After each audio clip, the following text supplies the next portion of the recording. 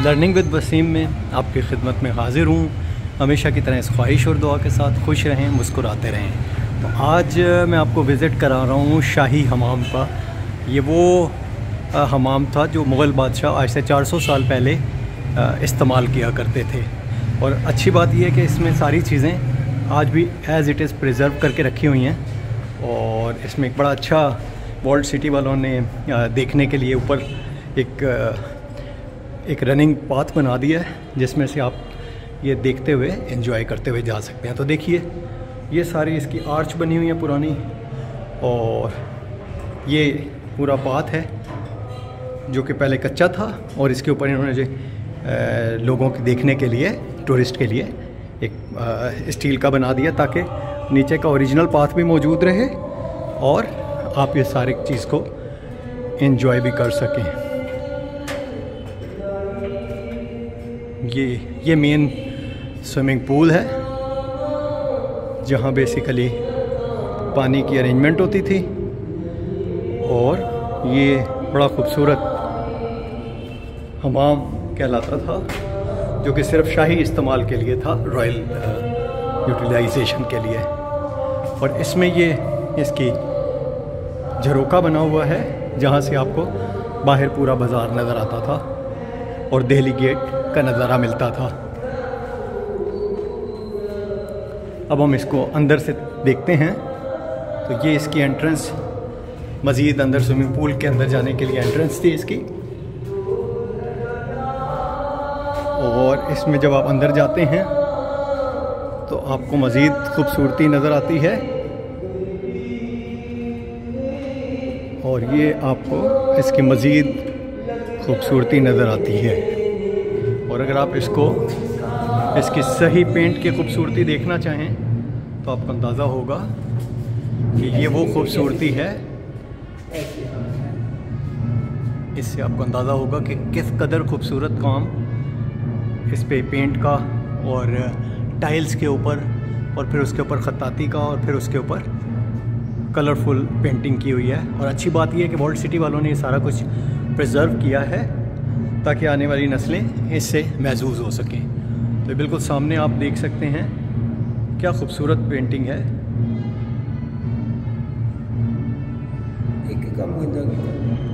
एक काम इस पे कंधा किया हुआ है, और ये सारा 400 साल पुराना काम। तो ये पूरा बेहतरीन किस्म का,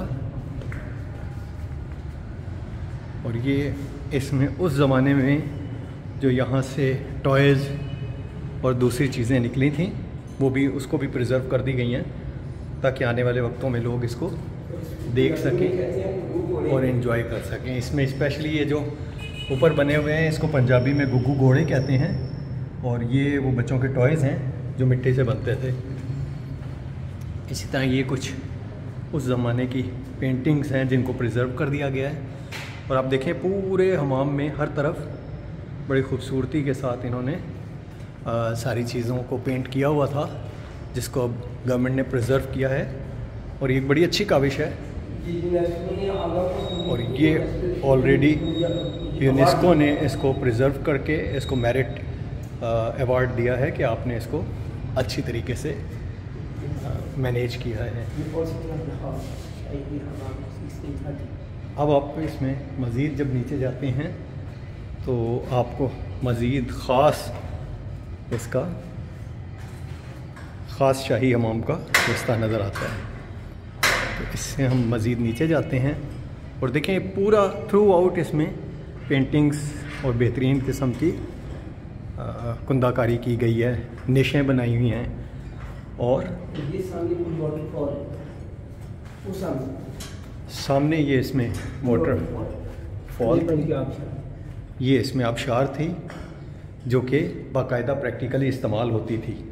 आप देखें कितना टेक्निकली इन्होंने उस वक्त इसमें छोटे छोटे सुराख रखे हुए हैं, जिससे पानी इसमें से आबशार की तरह निकल के नीचे जाता था, और फिर इस टैंक से होते हुए, जब ये टैंक फुल होता है, इसका ये ओवरफ्लो पाइप है, और ये इसका ओवरफ्लो पाइप है। यानी जब टैंक जब ये फुल हो जाता था तो फिर ये पानी यहाँ ओवरफ्लो होके आगे जाता था, और इस ड्रेन के अंदर से होता हुआ इस ड्रेन के अंदर से ये नीचे आ जाता था। देखें आप, यानी क्या सिस्टमेटिकली बनाया हुआ है कि उस वक्त पाइप्स नहीं थे, लेकिन पाइप्स की कमी इन चीज़ों से पूरी की गई हुई है। और डेफिनेटली वॉल्ट सिटी वालों को इसका क्रेडिट देना पड़ेगा कि उन्होंने इसको बहुत अच्छे तरीके से मैनेज किया है। और यहाँ साथ इन्होंने इसके पूरा आज के बाद यहाँ बंदों को भेजेगा अपने जिस्म को पहले अच्छी तरीके से साबुन से साफ करें, फिर जब ठंडी तालाबों में नहाएं, जो पानी यूज़ होता है यहाँ से उस ड्रेन में चला जाए। ये थोड़ा सा हमें गाइड कर रहे हैं और इनका बहुत शुक्रिया, इन्होंने हमें डिटेल से ये चीज़ें गाइड कर रहे हैं, तो हम इन्हीं की हेल्प आगे लेते हैं। तो ये बता रहे हैं कि यहाँ से आगे पानी जाके फिर मज़ीद आगे जाता था और फिर ये इस तरह नीचे चला जाता था। ये वो रास्ता है जिससे पानी जब आबशार से आ जाता था तो फिर वो यहाँ, यह सर ये मसाज सेंटर, ये मसाज सेंटर है और ये इसका मसाज सेंटर है। और कितनी इसकी ये नेचुरल सेक्शन मिले, फिर यहाँ से दोबारा इस हिस्से को दोबारा बनाया गया दिखाने के लिए किस तरह फाउंटेन होते थे, बंदों को इसके ऊपर लटा के मसाज करते थे। वो इसके 3 हीट चैनल है, क्योंकि इस बिल्डिंग के आउटसाइड पे फर्नेस से वहाँ पे लकड़ और कोयला जलाया जाता है, वहाँ से हीट और धुआं ट्रेवल करते थे, तब ये फ्लोर गर्म हो जाते थे। इसकी सबसे अच्छी बात यह है कि वॉल्ट सिटी वालों ने इसको ना सिर्फ प्रिजर्व किया है, बल्कि हमारे सामने ट्रेडिशनल ड्रेस में सर ज़रा आप इधर आ जाएंगे अगर आप माइंड ना करें, आप ज़रा इधर, ये वेलकम। ये देखें ट्रेडिशनली इन्होंने पूरा इसकी इंतज़ाम भी किया है। और सबसे अच्छी बात यह है कि वॉल्ट सिटी वालों ने इसको पूरा एक बहुत अच्छी तरह से डेवलप किया है। अब ये मेरा ख्याल है कि हमारी ज़िम्मेदारी है कि हम दुनिया भर में इसको फैलाएं, ताकि दुनिया भर के लोग इस जगह को देखने आएँ। ये इतनी बेहतरीन जगह है कि लोग इस तरह की जगहें देखने के लिए तुर्की और पता नहीं कहाँ जाते हैं, जबकि हमारे अपने लाहौर में ये मौजूद है। और ये था स्टीम बाथ। इस कमरे की आउटसाइड पे फर्नेस है, वहाँ पे लकड़ और कोयला जलाया जाता था। ये कमरा भट्टियों के करीब होने से ये डायरेक्ट इसके अंदर आती थी। ये कमरा सबसे ज़्यादा गर्म होता था। जब टैंक में पानी खौलता था, खिड़की से भाप आती थी, वहाँ से खौलता हुआ पानी इस फाउंटेन तक आता था। फिर इसके अंदर ठंडे पानी के 4 टैंक हैं। जब ठंडा पानी इस फर्श की बनी ज़ेरे नालियों से गुजारते थे, उससे स्टीम पैदा होती थी। ये उनकी स्टीम बाथ थी।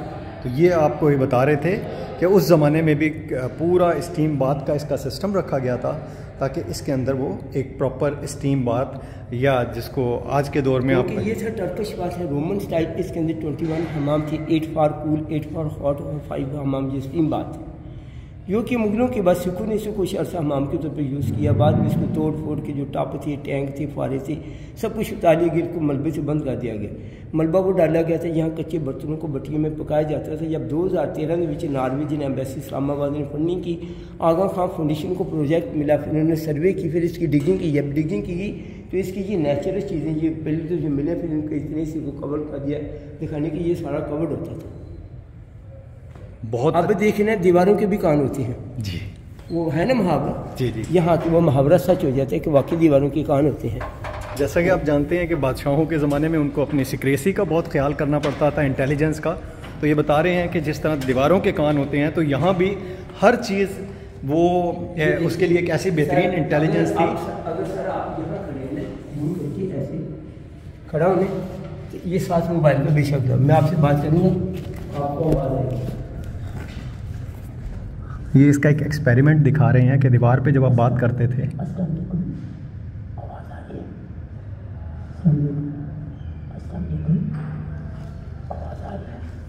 देखा आपने, ये दूसरे कोने से इन्होंने हमें आवाज़ दी थी दीवार के साथ। और ये दीवार को इस हिसाब से बनाया गया है कि इसमें आवाज़ का इकोसिस्टम ऐसा बेहतरीन है कि जो गुज़रते हुए दूसरी दीवार तक पहुंच जाता है। यानी अगर आप सरगोशी भी एक दीवार के किनारे पे करेंगे तो दूसरी दीवार पे कान लगा के सुनी जा सकती है। तो आखिर में हम इनका बहुत ज़्यादा शुक्रिया अदा करते हैं, क्योंकि ये सारी तफसील तो शायद हमें पता नहीं चल सकती। ये इनकी मेहरबानी है कि इन्होंने हमें बताया और पूरी डिटेल से इन्होंने ब्रीफिंग की। तो होपफुली आपको भी ये जगह अच्छी लगी होगी, और मेरी ख्वाहिश है कि आप भी इस जगह ज़रूर विज़िट करें और इन्जॉय करें, बच्चों के साथ आएँ, उनको भी अपनी हिस्ट्री दिखाएं। और हम जो हर बात पे दूसरों से इम्प्रेस होते हैं, हम दूसरों को इम्प्रेस करना भी सीखें। इसी के साथ आपसे इजाज़त चाहूँगा। अल्लाह हाफ़िज़।